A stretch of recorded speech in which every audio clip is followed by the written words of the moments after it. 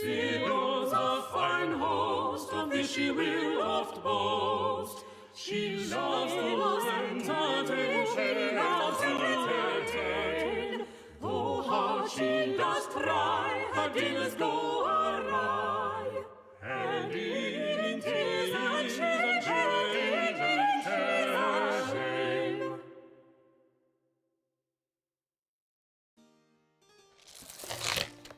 Good morrow, Mistress Fortescue.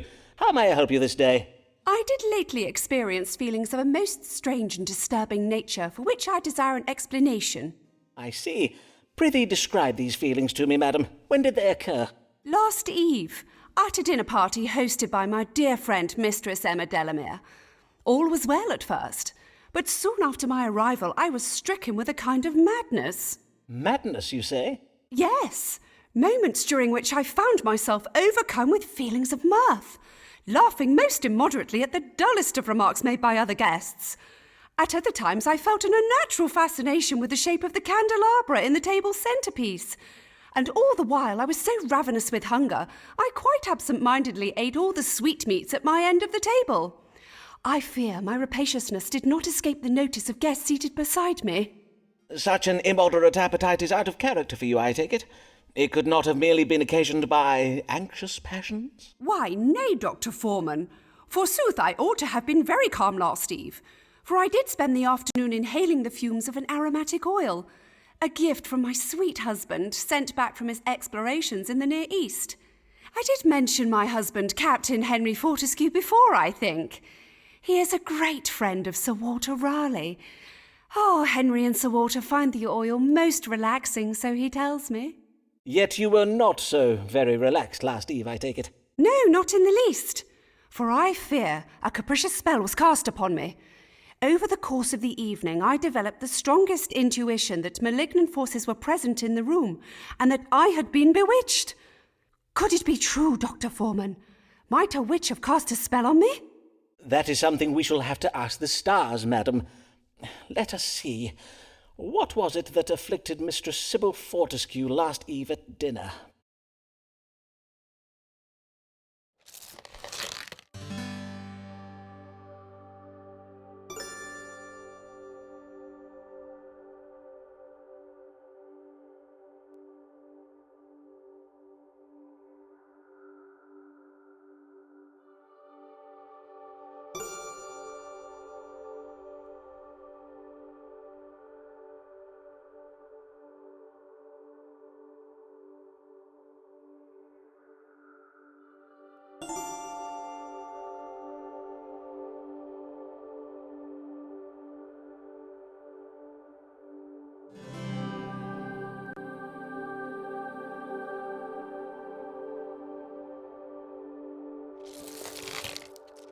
Now, madam, the oil your husband sent you. This was the first time you did inhale its fumes, methinks. Yes, the shipment of gifts from my husband did only lately arrive. Then I think we have your answer. I have read some interesting tales of such oils and herbs of the Near East. 'Tis said they occasion certain temperaments, to wit, an excessive sanguinity, which will have caused the immoderate laughter and increased appetite. They can also provoke a narrowing of the mind, which would explain your temporary fascination with the candelabra, and I believe the fumes of this oil may also have been responsible for the notion that you have been bewitched. And the men of the Near East gain pleasure from this oil? They would render themselves foolish on purpose? Aye, indeed. Foreigners have many strange customs and desires that we cannot hope to understand. How fascinating! I thank you for this explanation, sir. Indeed, 'twill make for a most diverting tale with which to regale guests at my next dinner. God give you good morrow, Dr. Foreman.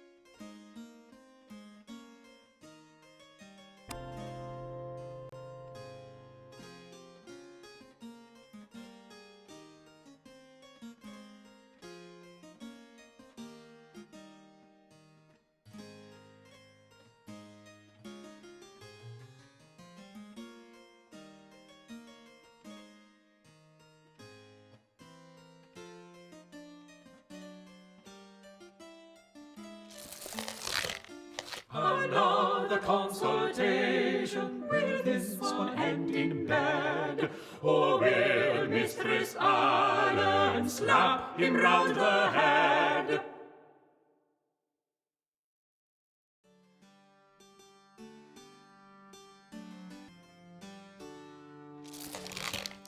Ah, good day, Mistress Allen. What brings you this day? Oh, dear lady, you tremble like a leaf on an autumn day. Aye, for I am most affrighted. But Mr. Allen says he thinks I worry over naught. So I am come to you, for methinks you would... Perchance you may help me. By my troth, Pray tell me of this evil that affrightens you, madam, and I shall do all in my power to protect you from it. Yes, evil. Oh, indeed, 'tis the very word for it. I have seen a dark figure prowling outside our house in the night, and once I saw him spying through my window. Who is he? What does he want from me? What am I to do? I see. And you do not recognize his face or any other particulars? The colour of his hair, for instance? Oh, nay, for 'tis always so dark. But by his silhouette I can tell he is a bony, scrawny little man. Is he verily? But your husband thinks 'tis naught to worry over, you say? Aye, he says the man is doubtless naught but a poor travelling tinker who is merely taking shelter in our garden. 'Twould explain why his figure is so slight, to be sure, but what if he is not a tinker? What if his purpose is more sinister? Aye, indeed.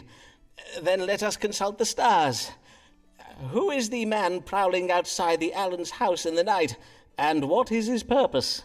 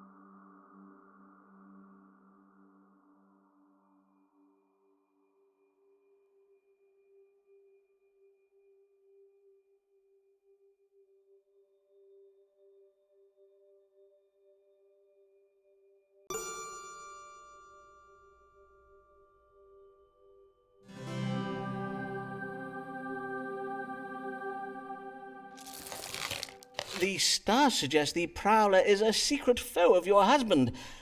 Does Mr. Allen have any gambling debts, perchance? Hold. Methinks I see it now. Ah, 'tis you! The prowler, 'tis you! Me? How now, madam? What an outlandish notion. So you would deny it, that you have prowled and spied upon me these last months? Prithee, Avis, you've got it all I will not have it. I am not a thing to be owned. I'm not one of your prized possessions. I prithee, madam, put that down. Put it... Ah! Fie, madam! That was a priceless Venetian vase.